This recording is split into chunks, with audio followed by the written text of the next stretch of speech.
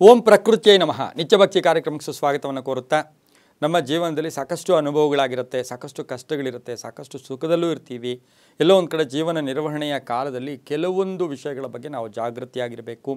ಆ ಜಾಗೃತಿಯಲ್ಲಿ ಮಹಿಳೆಯರಿಂದ ಹಣ ಪಡೆದಾಗ, ಮಹಿಳೆಯರಿಗೆ ಹಣ ವಂಚಿಸಿದಾಗ ಆ ಮಹಿಳೆ ಮನೆಯಲ್ಲಿರ್ತಕ್ಕಂಥ ಅಕ್ಕ ತಂಗಿ ಆಗ್ಬೋದು, ಮಡದಿ ಆಗ್ಬೋದು, ತಾಯಿ ಆಗ್ಬೋದು, ಬೇರೆಯವರ ಮನೆಯವರ ಮಹಿಳೆಯರು ಕೂಡ ಆಗ್ಬೋದು, ಯಾರೇ ಆದರೂ ಕೂಡ ಮಹಿಳೆ ಕೂಡ ಆಗ್ಬೋದು, ಮಹಿಳೆಯರಿಗೂ ಕೂಡ ಆಗ್ಬೋದು. ಆ ಮಹಿಳೆಯರಿಗೆ ಹಣ ವಂಚಿಸಿದಾಗ ಅದರ ಫಲ ತೀವ್ರವಾಗಿರುತ್ತೆ.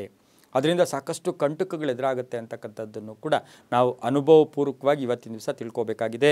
ಸ್ತ್ರೀಯರಿಗೆ ಹಣ ವಂಚಿಸಿದ್ದಾರೆ ಅಥವಾ ಅವರಿಗೆ ನಾವೇನು ವ್ಯಾಪಾರ ಮಾಡ್ತೀವಿ, ಹಣ ತಗೋತೀವಿ, ಅದಲ್ಲ, ಹಣ ಕೊಡಮ್ಮ ನಿನಗೆ ವಾಪಸ್ ಕೊಡ್ತೀನಿ, ಅಥವಾ ನಿನಗೆ ನಾನು ಇಷ್ಟು ದಿನಕ್ಕೆ ಕೊಡ್ತೀನಿ, ಅಥವಾ ನಿಮ್ಮೆಲ್ಲ ಹಣ ಇದೆ ಅಲ್ವಾ ಅದು ಕೊಡಿ ನಾನೇನೋ ತೊಗೊಂಡು ಕೊಡ್ತೀನಿ ಅಂತಕ್ಕಂಥ ಭಾವನೆ ಇರ್ಬೋದು. ಅಥವಾ ಎಲ್ಲೋ ಒಂದು ಕಡೆ ಗ್ರೂಪಾಗಿ 4-5 ಮಹಿಳೆಯರು ಸೇರಿ ಹಣ ಹೂಡಿಕೆ ಮಾಡಿ ಅದರಲ್ಲಿ ಯಾರಾದರೂ ಒಬ್ಬರು ವಂಚನೆ ಮಾಡಿದ್ದೆ ಅದರ ಫಲ ಕೂಡ ಇರ್ಬೋದು. ಅಕ್ಕ ತಂಗಿಯರ ಜೊತೆ ಹಣ ತಗೊಂಡು ನಾನು ಕೊಡ್ತೀನಿ, ನಿಮ್ಗೆ ಅನುಕೂಲ ಆದಾಗ ಕೊಡ್ತೀನಿ ಅಂತಕ್ಕಂಥ ಮಾತು ಹೇಳಿ ಅದು ಕೊಡದೇ ಇರತಕ್ಕಂಥದ್ದು, ಶ್ಯೂರಿಟಿ ಹೋಗಿ ಅಥವಾ ಅವ್ರ ಕೈಯಲ್ಲಿ ಶ್ಯೂರಿಟಿ ಹಾಕ್ಸಿ ಅವ್ರಿಗೆ ಕೊಡದೇ ಇರತಕ್ಕಂಥದ್ದು. ಈ ರೀತಿ ನೋಡೋಕ್ಕೋದಾಗ ಇದು ನಿಜಾನ ಅಂದರೆ ಹೌದು ನಿಜ. ಮಹಿಳೆಯರಿಗೆ ಹಣ ವಂಚಿಸಿದರೆ ಅದರ ಫಲ ಏನಾಗುತ್ತೆ ಅಂತಕ್ಕಂಥದ್ದನ್ನು ಕೂಡ ಹೇಳುತ್ತೆ. ನಾವು ಬೇರೆಯವರು ನಮಗೆ ಸಂಬಂಧ ಇಲ್ಲದೆ ಇರತಕ್ಕಂಥ ಯಾರೋ ಮಹಿಳೆಯರು ಯಾರ್ದೋ ಹಣವನ್ನು ವಂಚನೆ ಮಾಡಿದ್ದೆ ಆದರೆ ಅದು ಮಹಾಪಾಪ. ಪಾಪಗಳೀಗಾಗಲೇ ನಮ್ಮ ಶರೀರದ ತುಂಬ ಇರುತ್ತೆ, ನಮ್ಮ ತಲೆ ಮೇಲೆ ಹೊರೆ ಇರುತ್ತೆ, ಜನ್ಮಗಳ ಪಾಪ ಇರುತ್ತೆ. ಇದು ಕೂಡ ಪಾಪ ಇನ್ನೊಂದು ಅದ್ರ ಜೊತೆಗೆ ಆ್ಯಡ್ ಆಗ್ತಕ್ಕಂಥ ಸಾಧ್ಯತೆ ಕೂಡ ಇರುತ್ತೆ.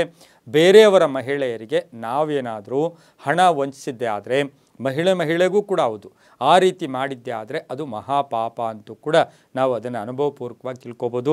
ಹಾಗೆ ಸ್ತ್ರೀಯರ ಧನ ಅಪಹರಿಸ್ತಾರೆ, ಅವ್ರಿಗೆ ಗೊತ್ತಿಲ್ಲದೆ ಅವ್ರ ಮನೆಯಲ್ಲಿ ಇಟ್ಟಿರ್ತಕ್ಕಂಥ ಹಣ, ಅಥವಾ ನಮ್ಮ ಅಕ್ಕ ತಂಗಿರಾಗ್ಬೋದು, ತಂದೆ ತಾಯಿ ಆಗ್ಬೋದು, ಅಥವಾ ಯಾರೇ ಆಗ್ಬೋದು. ತಾಯಿಗೆ ಕರುಣೆ ಇರುತ್ತೆ, ನೀವು ಎಷ್ಟೇ ಹಣ ತೊಗೊಂಡೋದ್ರೆ ಅವ್ರು ನಿಮಗೋಸ್ಕರನೇ ಕೊಡ್ತಾರೆ, ಅದಕ್ಕೇನು ತೊಂದರೆ ಇಲ್ಲ. ಆದರೂ ಕೂಡ ಅವ್ರಿಗೆ ಗೊತ್ತಾಗದೆ ಹಣ ಅಪಹರಿಸಿದರೆ, ಕಳ್ತನ ಮಾಡಿದರೆ ಅದರಿಂದ ಏನಾಗುತ್ತೆ ಅಂದರೆ ಇದು ಈ ಮಹಾಪಾಪ ಅಂತ ಹೇಳಿದ್ರಲ್ಲ ಅದಕ್ಕೆ 10 ಪಟ್ಟು ಪಾಪ.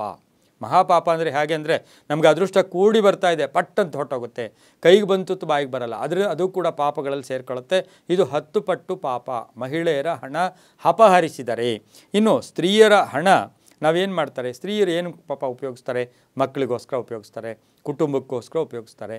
ಆದರೆ ಕೆಲವರು ನಾವು ಇಲ್ಲಿ ಇನ್ನೊಂದು ಮಾತು ಹೇಳ್ತೀರಿ ನಾವು, ಅವರ ಐಷಾರಾಮಿಗೋಸ್ಕರ, ಮನೋರಂಜನೆಗೋಸ್ಕರ, ಎಲ್ಲೋ ಕೆಲವರು ಅಥವಾ ಮಕ್ಕಳಿಲ್ಲದೆ ಇರ್ತಕ್ಕಂಥವ್ರು ಇರ್ಬೋದು, ಆದರೂ ಮಕ್ಕಳಿಗೋಸ್ಕರ, ಕುಟುಂಬಕ್ಕೋಸ್ಕರ ಉಪಯೋಗಿಸ್ತಕ್ಕಂಥ ಆ ಮಹಿಳೆಯ ಹಣ ಅದು ದೈವಿ ಸಮಾನದ್ದು.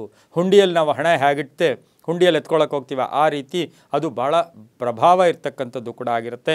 ಹಾಗಾಗಿ ಅವರ ಹತ್ರ ಕೇಳಿ ಅವರಿಗೆ ಸಕಾಲ ಕೊಟ್ಟಿದ್ದೆ ಆದರೆ ಪುಣ್ಯ ಬರುತ್ತೆ, ಅದೃಷ್ಟ ಕೂಡ ಕೂಡಿ ಬರುತ್ತೆ, ತುಂಬಾ ಒಳ್ಳೆಯದಾಗುತ್ತೆ. ಹಾಗಾಗಿ ಕೆಲವು ವಿಷಯಗಳಲ್ಲಿ ನಾವು ಜಾಗೃತಿಯಾಗಿರಬೇಕು. ಆಮೇಲೆ ಕರೆಕ್ಟ್ ಕಾಲಕ್ಕೆ ಅವ್ರಿಗೆ ವಾಪಸ್ ಕೊಡಬೇಕು, ಮತ್ತೆ ತೊಗೋಬೇಕು. ಲೇವಾದೇವಿ ಮಾಡಿ ಬೇಡ ಅನ್ನಲ್ಲ, ಮೋಸ ಮಾಡಬಾರ್ದು, ವಂಚನೆ ಮಾಡಬಾರ್ದು. ಒಟ್ಟಾರೆಯಾಗಿ ಮಹಿಳೆಯರಿಗೆ ಹಣ ವಂಚನೆ ಮಾಡಿದ್ದೆ ಆದರೆ ಮಹಾಪಾತಕ ಕೂಡ ಉಂಟಾಗ್ತಕ್ಕಂಥ ಸಾಧ್ಯತೆ ಇರುತ್ತೆ. ಎಲ್ಲವೂ ಕೂಡ ನಂಬಿಕೆಯ ಆಧಾರದಲ್ಲಿರುತ್ತೆ. ಸರ್ವೇ ಜನ ಸುಖಿನೋ ಭವಂತು, ಸಮಸ್ತ ಸನ್ಮಂಗಳಾನಿ ಭವಂತು.